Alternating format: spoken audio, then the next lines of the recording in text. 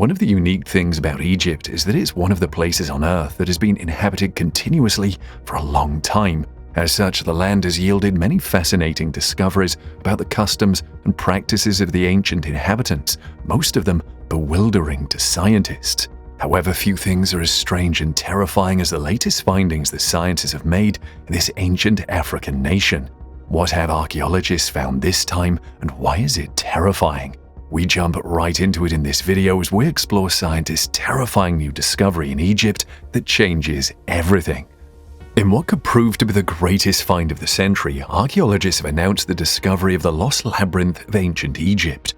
Do you love mysteries? Egypt is surely one place that is full of mysteries. Some of them are thousands of years old and are not near being solved. However, one of these mysteries may finally have been solved with the discovery of the labyrinth of Hawara. The remains of a lost labyrinth was found below the sand of a famous pyramid site in what was previously thought to be a mythical structure. Known also as the Labyrinth, the Pyramid of Hawara was one of the most visited sites of the ancient world. Inside this almost mythical structure that also served as a funeral complex, the famed historian Herodotus claimed to have counted 3,000 rooms during the 5th century BC. He and other authors like Strabo had the opportunity to visit the labyrinth in its heydays. According to Herodotus, the labyrinth was situated a little above the lake of Moiris and nearly opposite that which is called the City of Crocodiles. Before we jump into what scientists have dug up in Hawara, here is Herodotus' description of the majestically mysterious labyrinth. This I have actually seen a work beyond words, for if anyone put together the buildings of the Greeks and displayed of their labors, they would seem lesser in both effort and expense to this labyrinth. Even the pyramids are beyond words, and each was equal to many and mighty works of the Greeks, yet the labyrinth surpasses even the pyramids. While the labyrinth remained hidden for thousands of years, some scholars were able to come up with a description of the magnificent complex based on what ancient writers had recorded about it. The structure had 12 courts covered in, with gates facing one another, 6 upon the north side and 6 upon the south, joining on one to another. There was a wall surrounding them all on the outside. This complex had 2 kinds of chambers, one kind below the ground and the other on top. Into these 3,000 rooms opened. The passages go through the chambers and are heavily adorned to the endless marvel of visitors. There used to be a massive stone roof made from the same materials as the walls, which were covered with figures. Each court was surrounded by pillars of white stone, fitted together most perfectly, and at the end of the labyrinth, by the corner of it, there is a large pyramid upon which large figures are carved. Other decorations included incredible hieroglyphs and paintings. The enigmatic underground complex can be found today about 100 kilometers from Cairo at Hawara. It was visited by a group of researchers from Belgium and Egypt that investigated the site using ground-penetrating technology. They were able to confirm the presence of the underground temple not far from the pyramid of Amenemhat III.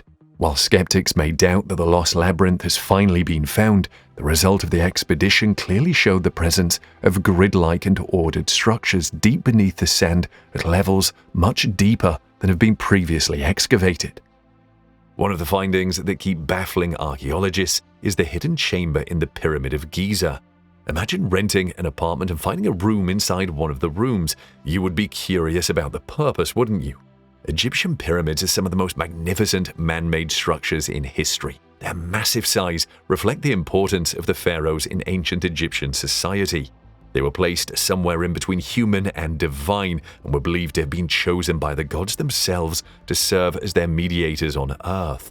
In fact, the pyramids were so tied to the kings that the pyramid's smooth, angled sides symbolized the rays of the sun, were designed to help the king's soul ascend to heaven and join the gods, especially the sun god Ra. What was the purpose of the pyramids? Ancient Egyptians believed that when the king died, part of his spirit, known as Ka, remained with his body.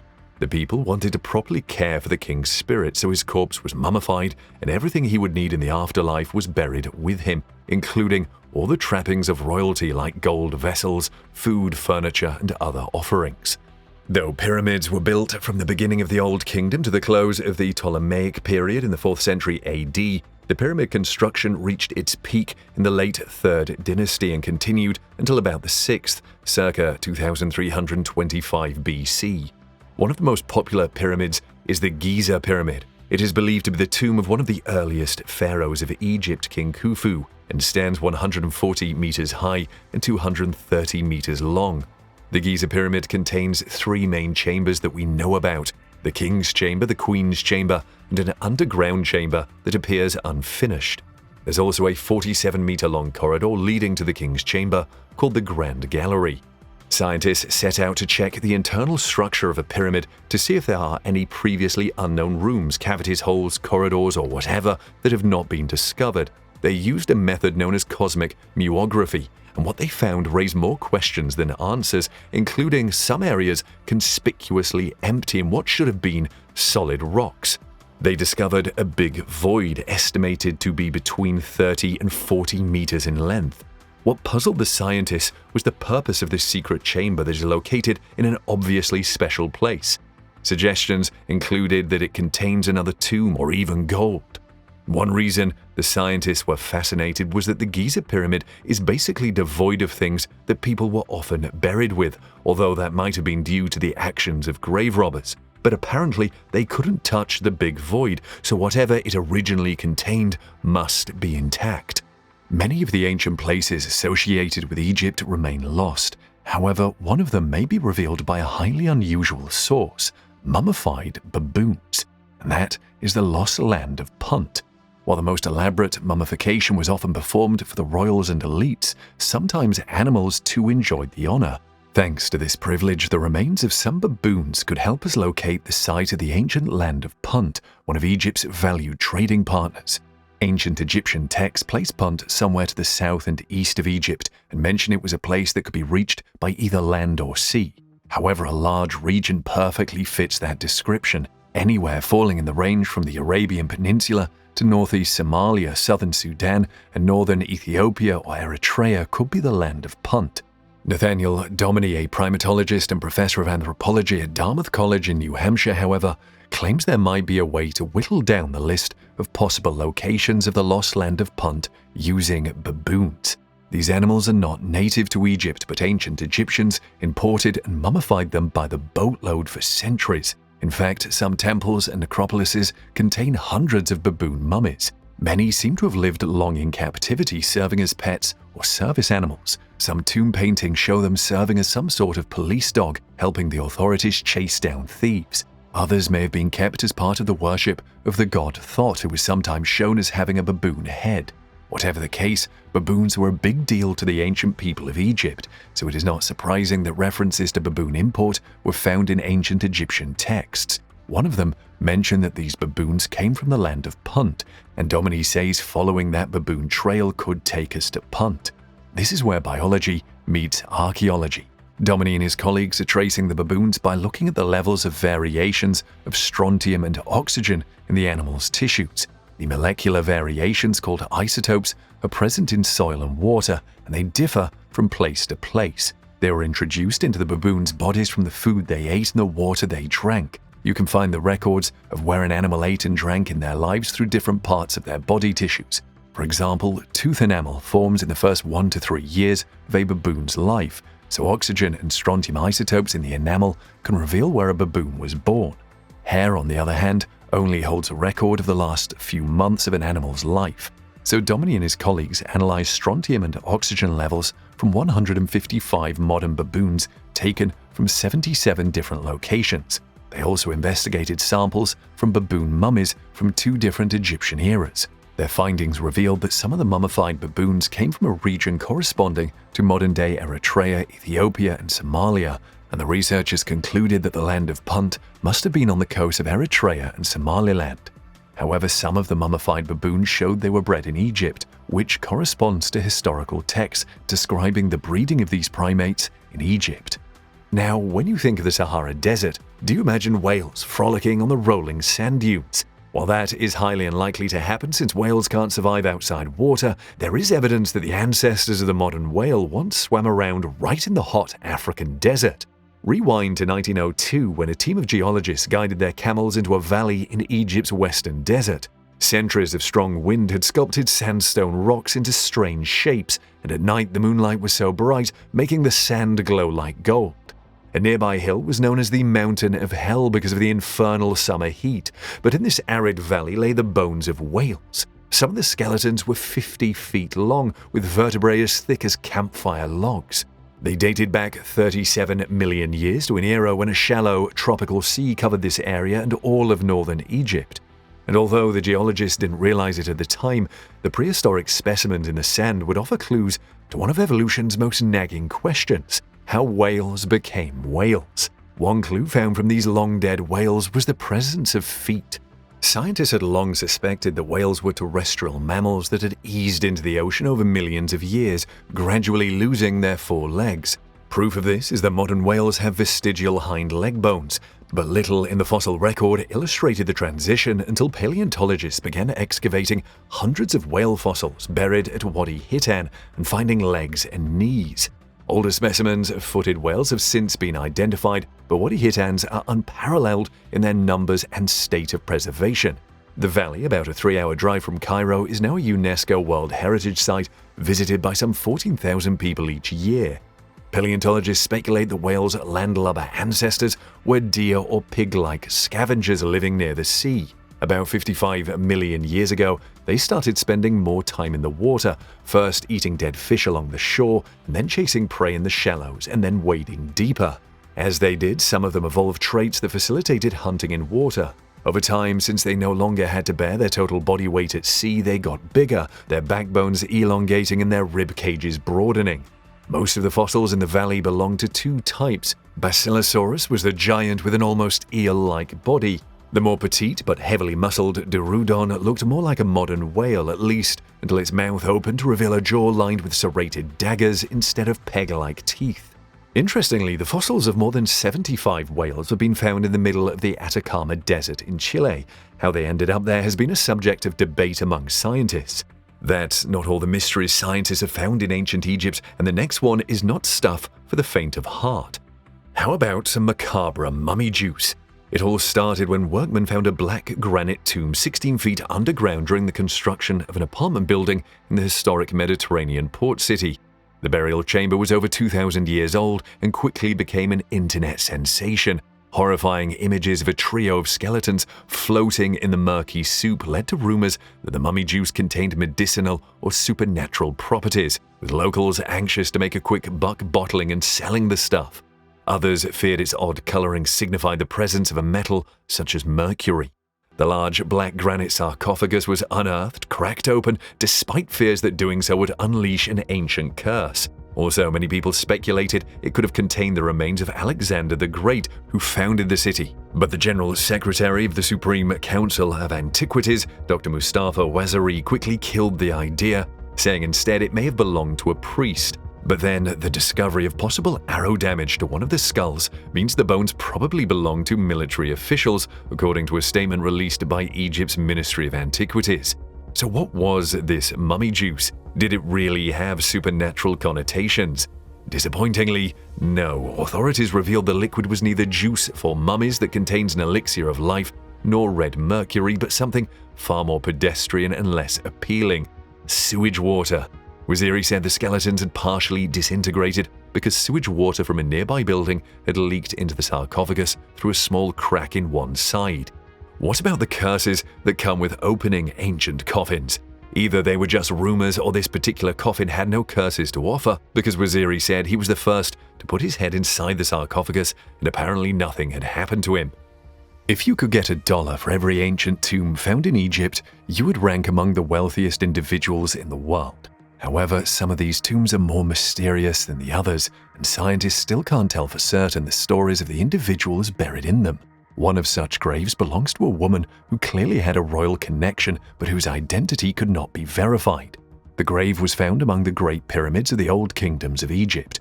What caught the attention of the researchers was an inscription in her tomb which referred to her as the wife of the king and the mother of the king. When this woman was alive about 4,500 years ago, she must have been a very powerful woman. In fact, she would have been one of the most powerful people on earth at the time. No other woman in the kingdom would have come close. However, in death, she has been reduced to yet another human that lived thousands of years before us. The mystery woman has been dubbed Kentarkawes III under the assumption that she was the daughter of Queen Kentarkawes II. They believe she may have been the wife of Pharaoh Neferefra and the mother of Pharaoh Mekahar, but they don't really know, they're just guessing. If her name was Kentarkawes III, then there are no references to her whatsoever in anything we've ever found. Perhaps future discoveries will shed light on this mysterious ruling class member. The Sahara Desert continues to serve up mysteries, and the next one is about an object found there whose functions have not been known till today. It is the Clayton Ring, and more bafflingly, these rings were found in the most inhospitable part of the Sahara Desert in Egypt. Named after the geographer and desert explorer P.A. Clayton, 1896 to 1962, Clayton rings are conical pottery cylinders open at both ends. They're always found with one or more perforated pottery discs that are always just slightly larger than the ring's smaller opening, but do not fit as lids. Some were custom made by potters as a set, others were reworked from old pottery jars and shards like the ones on display. These objects were not used by the Egyptians living along the Nile. Instead, they formed an important part of the kit of the nomadic herders inhabiting the Dakhla oasis during Egypt's first dynasties called the Sheikh Mutar culture. Clayton rings and discs have been found in the oasis around seasonal hunting and herding camps of this culture, but remarkably also in caches up to 300 kilometers away from permanent water sources and beyond the safe roaming range of any herdsman or hunter. What made these objects so crucial that people went to the trouble to take Clayton rings far into the desert? This is a question that is yet to be answered. It is easy to forget that the ancient people of Egypt were humans like us in many respects. They were vain and had their insecurities too. That is the case with Djedefre, who wanted to build the highest pyramid. However, this king did not have the resources to outdo others, so he cheated a little. He built his own pyramid on a hill. Djedefre also built a couple of smaller satellite pyramids close by. The main pyramid was built on a rocky outcrop using stones. Djedefre used a method common to the Third Dynasty by excavating a trench in the north wall, which descends to meet a vertical shaft, instead of building a pyramid and then cutting into the bedrock to create a chamber. A foundation deposit was buried in the descending corridor, which included a copper axe blade. The corridor leads to the antechamber and burial chamber, where a fragment of pink granite was thought to have been part of the king's sarcophagus. There is a niche in the east wall of the pyramid core which may have held the false door. Djedefre sure had a unique taste in color. The lower layers of the cladding were pink granite. The main satellite pyramid was thought to have been intended for one of his wives, but it could have functioned as a cult building. Another small pyramid was uncovered recently at the southeast corner of the pyramid. This pyramid has a shaft in front of the north face, which leads to a corridor with two chambers to the west and one to the east. Fragments of a limestone sarcophagus discovered in one of these chambers may have been inscribed with the name Hetepheres, one of Djedefre's wives. Digging at the site yielded lots of fascinating objects, including a large alabaster jar and plate, plenty of fragments of pottery, and two alabaster lids that may have been part of a set of canopic jars. The alabaster plate has an inscription corresponding to the Horus name of Khufu. Djedefre had a trench pit dug on the east side of the pyramid which could have served as a boat pit. While scientists hoped to find remains of boats in the pit, what they found instead were fragments of around 120 statues of Djedefre dumped here. Most likely the statues were intentionally defaced, probably by Romans and Christians.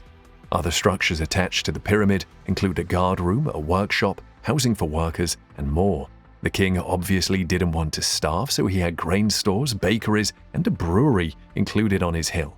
A house in the western workshop courtyard comprised of a reception hall with columns flattened against the walls and a single central column, a bedroom, and public rooms opening in a small court.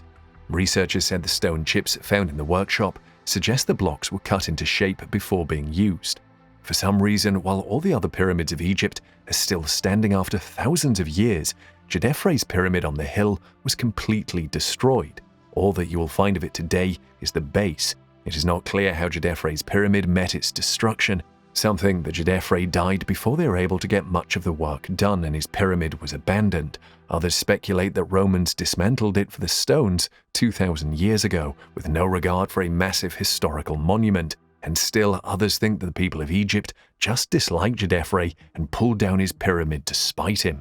Now, you would think light bulbs were modern inventions, right? However, some findings in Egypt suggest some of our ancestors had such light-producing devices. Let's hop over to the ancient city of Dendera. You see, ancient Egyptians liked to decorate their walls, and they often used reliefs showing inscriptions. It is one of such that has given us ideas that ancient Egyptians knew about light bulbs. Beneath the Temple of Hathor at Dendera are inscriptions depicting a bulb-like object, which some have suggested is reminiscent of a Crookes tube, an early light bulb. Inside the bulbs is a wavy line from what resembles a lotus flower that could have been the socket of the bulb. Completing the image is what looks like a wire leading to a small box on which the air god is kneeling. Other details include a two-armed jed pillar which is connected to the wavy line and a baboon bearing two knives. In the eyes of the Sphinx, Eric von Daniken suggested that the snake represented the filament, the jed pillar was an insulator, and the tube was in fact an ancient electric light bulb. The baboon was apparently a warning that the device could be dangerous if not used correctly. It is easy to see the comparisons between this object depicted in Dendera and a light bulb, but was it really a light-producing device? While there have been many theories and controversies, here is what Sylvie Colville, who worked extensively on the inscriptions in this temple, suggested. The carvings depict Horsematoi as a serpent, a falcon, and as a child. According to one myth, Ehi sprung into existence out of a lotus flower that blossomed in the watery abyss of Nun at dawn at the beginning of every year. It is therefore suggested by some that the light bulb is in fact a lotus flower bulb, mythologically giving birth to the god. Another panel shows the bulb opening into a lotus blossom and the snake, the wavy line, standing erect in the center as a representation of the god Ehi. On the southern wall of the last room, a falcon preceded by a snake emerges from a lotus blossom within a boat.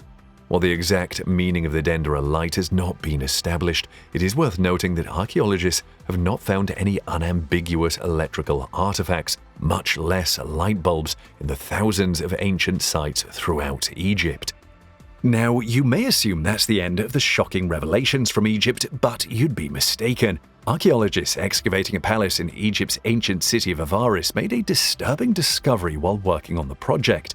The skeletons of 16 human hands were discovered buried in 4 pits by researchers. 2 pits, one in front of what is thought to be a throne room, contained 1 hand each. The 14 remaining hands are kept in 2 more pits built at a later date in the palace's exterior space. What's more surprising is that they're all right hand, no left hands were found. The discoveries, which were unearthed in the Nile Delta northeast of Cairo, date back around 3,600 years to a time when the Hyksos, a race thought to have originated in northern Canaan, ruled over part of Egypt and established their capital at Avaris, which is now known as Tel al-Daba. The place was being utilized by one of the Hyksos rulers, King Kayan, during the time the hands were buried. These hands may be the first concrete evidence of an ancient Egyptian practice in which a soldier would swap an enemy's cut-off right hand in return for money, as documented in Egyptian text and art. Not only would cutting off an enemy's right hand have made counting victims easier, but it would have served the symbolic function of taking away that enemy's might. You rob him of all of his authority forever. Whether they belonged to Egyptians or those the Hyksos were battling in the Levant, it is not known. Both the Hyksos and the Egyptians practiced cutting off an enemy's right hand. On the tomb wall of Ahmose, son of Abana, an Egyptian battling against the Hyksos, one tale is written. The inscription, which was written roughly 80 years after the 16 hands were buried, says in part, "Then I fought hand to hand. I brought away a hand. It was reported to the royal herald. The writer received the Gold of Bravery as a reward for his efforts." Translation by James Henry Breasted, Ancient Records of Egypt, Volume 2, 1905. Ahmose captured 3 hands and was given gold in double measure during a later expedition against the Nubians to the south. The origins of this horrific custom remain a mystery to scientists, as there are no known records of this practice in northern Canaan, where the Hyksos are said to have come from. It could either have been an Egyptian ritual that they learned from Egyptians, or it could have started someplace else entirely. As the earliest proof of this practice, it is important to note that in ancient Egypt, the brutal treatment of prisoners was nothing new. A 5,000-year-old artifact, the Nama palette, depicts slaughtered prisoners and a pharaoh poised to stomp on the head of a man on his knees at the time of ancient Egypt's unification. The influence of the ancient Egyptian kingdom was so great that objects related to the kingdom can be found thousands of miles away. That was what archaeologists realized with the mysterious discovery in Tel Hazor in North Israel. The city itself has been a treasure trove for archaeologists, but finding a part of a 4,000-year-old Egyptian totally shocked the scientists. There is no doubt that this artifact, inexplicably buried far from Egypt, had Egyptian origins. It is the paws of a sphinx statue resting on its base and has an inscription in hieroglyphs naming King Mycerinus. This particular pharaoh ruled in 2500 BC and authorized the construction of one of the 3 Giza pyramids, where he was enshrined. This part of a sphinx is of extreme importance from many points of view. It is the only sphinx of this king known in the world. Not even in Egypt has anything like it been found. It is also the only monumental piece of Egyptian sculpture found anywhere in the Levant so far. The Levant is another name for the region spanning the east of the Mediterranean Sea. Scientists say the Sphinx was deliberately broken, as were about 10 other Egyptian statues that had been previously found there. The custom when cities fell was that most statues had their heads and hands cut off. The full Sphinx is estimated to have been a meter tall, weighing half a ton. The researchers are still looking for the rest of the body in the vicinity, but that is not an easy job as the site covers 200 acres. The excavation may last 600 years, so maybe don't hold your breath on that. Every summer, archaeologists, students, and volunteers descend on Tel Hazor to uncover how the ancients lived. The site has become important for biblical archaeology, which aims to illuminate events in the Bible. These diggers have found lots of artifacts in Tel Hazor. Documents unearthed tell us about the ancient people, including their names, culture, cult, marriages, divorces, economies, everything. The big question was, how did the Sphinx get to Tel Hazor in Israel? Suggestions include the Sphinx was a gift given by the pharaoh and it was sent to the king of Tel Hazor. The town happened to be the capital city of Canaan about 4,000 years ago. Its population probably reached 20,000 as it was located on an important route connecting Egypt and Babylon. However, there is no way to prove the origin of the broken 4,000 years old Sphinx. What about discovering a whole city buried underground? Famed Egyptologist Zahi Hawass announced the discovery of the Lost Golden City. He also said the city, known as Aten, is the largest ancient city to be uncovered ever in Egypt. The city existed as far back as the reign of Amenhotep III, one of the most powerful kings to ever rule the ancient nation. He was the king from 1391 to 1353 BC. The city was still in existence when pharaohs Ai and Tutankhamun, whose nearly intact tomb was discovered in the Valley of the Kings by British archaeologist Howard Carter in 1922, were in power. Discovering Aten helps us to see what Egypt looked like at the height of its influence and wealth. Digging has already revealed a large number of valuable archaeological finds, such as jewelry, colored pottery, scarab beetle amulets, and mud bricks bearing the seals of Amenhotep III.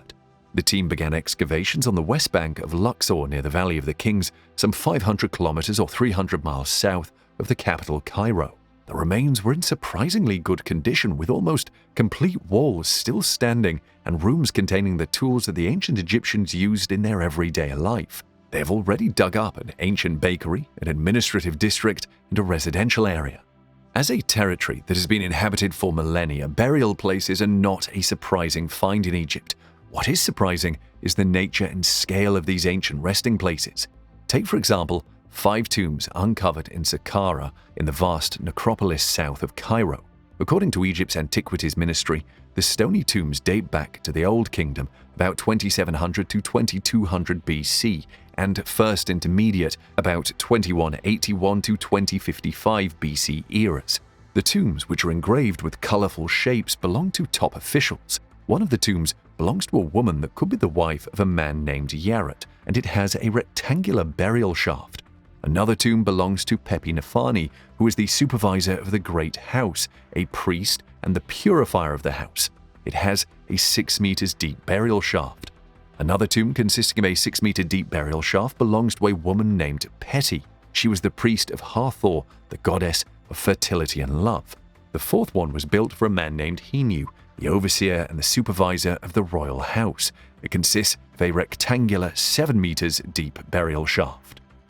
It is a well-known fact that the ancient Egyptians were fastidious about their burial rituals, and thousands of years later these tombs are able to give us many details about the life and times of the individuals buried in there. The 19th century was marked by some mind-boggling discoveries like the extravagant tomb of Tutankhamun in the Valley of Kings. It's no secret that the rulers of ancient Egypt were fond of building lavish tombs and elaborate monuments. They would have these inscribed with their names and achievements in hieroglyphics. Some even left cryptic messages that archaeologists haven't been able to decode even today. After painstaking excavations, research, and translation, modern scholars have used these tombs and hieroglyphs to help them trace Egypt's history and further divide it into three distinct periods. Egyptologists are beginning to better understand the obsession of ancient Egyptians with the death and the afterlife with every new tomb and secret underground chamber they unearth. The highly sophisticated process of mummification also speaks volumes about their desire to preserve their remains. Today we'll talk about some of the recently discovered tombs that previously were concealed underneath the heaps of sand. These shocking finds are still somewhat indecipherable for scientists even today. Quite recently, archaeologists in Egypt reported that they had uncovered a trove of ancient artifacts from the necropolis of Saqqara. This included mummies and bronze statues from 2,500 years ago. There were 250 sarcophagi with incredibly well-preserved mummies inside them. Mustafa Waziri, the Secretary General of Egypt's Supreme Council of Antiquities, said that from one of the wooden sarcophagi they recovered a complete and sealed papyrus. They immediately moved this document to a museum for further analysis. Waziri believes this papyrus is similar to the ones that discuss the Book of the Gates and the Book of the Dead found 100 years ago. 150 statues of Egyptian deities and instruments used for rituals dating back to the year 500 BC have also been recovered from this dig. Through all its ups and downs, Saqqara represents 3 millennia of ancient Egyptian history, culture, and politics. This site has been a prime target for archaeological investigation for centuries now. It has produced many impressive tombs. One of these incredibly preserved tombs dates back to the 5th dynasty. It was discovered in November 2018 by a team led by Dr. Mustafa Waziri. This tomb belonged to Wartai, a man who was laid to rest in the vast royal cemetery. His colorful and tastefully decorated tomb is apparently intact. It was buried 16 feet under the sand at Saqqara necropolis. Despite being 4,400 years old, the color of this tomb is still intact. The tomb owner used to serve King Nefer-Irkare, who ruled ancient Egypt during the Old Kingdom's 5th dynasty. Besides the name of the deceased, there are hieroglyphs engraved into the stone above the door of this tomb. These hieroglyphs reveal his titles, including Royal Purification Priest, Royal Supervisor, and Inspector of the Sacred Boat. Adrian Dodson, an Egyptologist at the University of Bristol, defines it as a rock-cut tomb chapel. According to him, so far they've uncovered the public part of the complex. This is where the friends, families, and priests would come to leave their offerings for the dead. Painted reliefs, sculptures, and inscriptions cover the walls of this grave's rectangular gallery. In these reliefs, you can see Wartai, his wife Weret Patar, his mother Merit Meen, and everyday scenes from his life, including hunting, sailing, creating pottery, furniture, and more. 18 niches in the tomb are filled with huge painted statues of the priest and his family. There are also 26 smaller statues of an unidentified person, probably a scribe.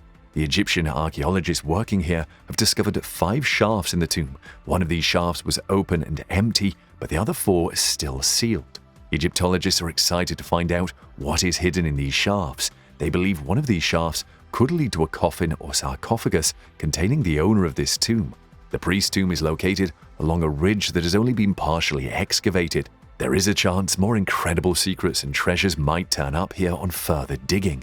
Still on the mummies of ancient Egypt, and it's apparent the people in charge of burials were not afraid to try something different. That was the case with a mummy discovered wrapped in foreign books. How did this ancient woman end up covered in a book of non-Egyptian origins? Back in 1868, the Museum of Zagreb in Croatia acquired an Egyptian mummy of a woman. Her previous owner had removed her wrappings but held on to them. This mummy was not of royal origin, but her wrapping held a fascinating puzzle. There was writing on the linen strips, but German Egyptologist Heinrich Brugsch realized they were not Egyptian hieroglyphics. The script was entirely foreign to him. More than 20 years later, the museum authorities shipped the wrappings to Vienna to see if they could translate the markings. The bandages were examined by the Austrian Egyptologist Jakob Kroll, who was finally able to break the code. He revealed that the letters were not Coptic as it had been speculated. It had an Etruscan origin belonging to a culture that had dominated pre-Roman Italy. Whoever had prepared the mummy had used strips torn from an Etruscan linen book. This discovery took a stunning turn at this point because even though scientists found references to Etruscan linen books in many classical ancient works, they had not been able to find a surviving specimen. But here was a mummy wrapped up in one. Thanks to the arid climate of Egypt and the desiccants used to dry out the mummy, the fragile text had been preserved. The find also turned out to be the longest Etruscan text ever found, proving to be a goldmine of information on the culture of these ancient people. Today you will find ancient Etruria in the Tuscany region of Italy. Back in the 88th century BC, the people of Etruria traded with the Greeks and developed a culture of metalworking, painting, and carving. Thanks to this influence, the Etruscan culture started to adapt Greek gods and alphabets into their own script, even though it was written from right to left. Etruscan would eventually become popular, and their words would end up in the Roman lexicon. Even 1st century Roman Emperor Claudius was a student of Etruscan and wrote about its history in 20 volumes. However, the Roman culture would eventually supersede Etruscan. Before it was torn into bandages, the linen burial book formed a sheet about 11 feet long with 12 columns of text. The part used for the bandage corresponds to about 1,330 words, or 60% of the original text. Before the discovery, Etruscan experts had only been able to study the ancient language based on some 10,000 short inscriptions. Scientists initially thought the linen book was a funerary work, and this led to the conclusion that it was specifically made for the body it was used to bury. However, the Etruscan linen book was not the only text found in the mummy's wrappings. A papyrus from the Egyptian Book of the Dead was also used on the body. This Egyptian work references a female figure named Nessie Cones, or the mistress of the house. Scholars now believe the name refers to the woman whose body was mummified. It was later established that she lived sometime between the 4th and 1st centuries BC and died in her 30s. The black ink used to pen the content of the book was made from burnt ivory with titles and rubrics in red written in cinnabar, a scarlet ore used in pigments. Some of the text was obscured in many places by the balsam used in the mummification process. However, scientists were able to recover some of the text using infrared photography. This helped them to ascertain the book was a ritual calendar detailing rites enacted throughout the year. The book is filled with instructions on the gods that should be worshipped and what rites such as ritual libation or animal sacrifice should be performed. One of the deities mentioned is Nethans, an Etruscan water god. The text also mentions Usil, the Etruscan sun god, similar to Helios, the Greek solar god. With more studies, scientists were able to locate the place of its composition. Etruscan experts believe the linen book was made near the modern-day Italian city of Perugia. So how did this text end up in the hands of mummy makers in Egypt? That is still a mystery. One theory was that Alexandria, where the mummy was obtained, was a cosmopolitan city, which implies that finding a text from another culture was not a rarity. Apparently, the mummifiers simply used the materials they could lay their hands on. Other theories suggest that if the woman was of Etruscan lineage, her relatives could have buried her according to her adoptive or original custom. One of the biggest mysteries of ancient Egypt is the complete disappearance of Queen Nefertiti, one of the few women to have ruled over the North African nation. Nefertiti was the wife of Pharaoh Akhenaten. Historians suggest she was the mother of Pharaoh Tutankhamun. She is believed to have taken control of the empire and become a ruler in her own right, instead of just the wife or mother of a monarch. However, perplexingly, while the tombs of other rulers still stand today, Nefertiti's burial place has never been found. The search for her tomb is still ongoing. In 2018, archaeologists were excited to have found her secret grave in a secret chamber inside King Tut's tomb. However, when the wall was scanned, they found nothing inside. While her grave remains lost, another curious thing is how there has been no mention of her death in Egyptian history. Perplexingly, after about the 12th year of her husband Akhenaten's reign, all mention of her stops altogether.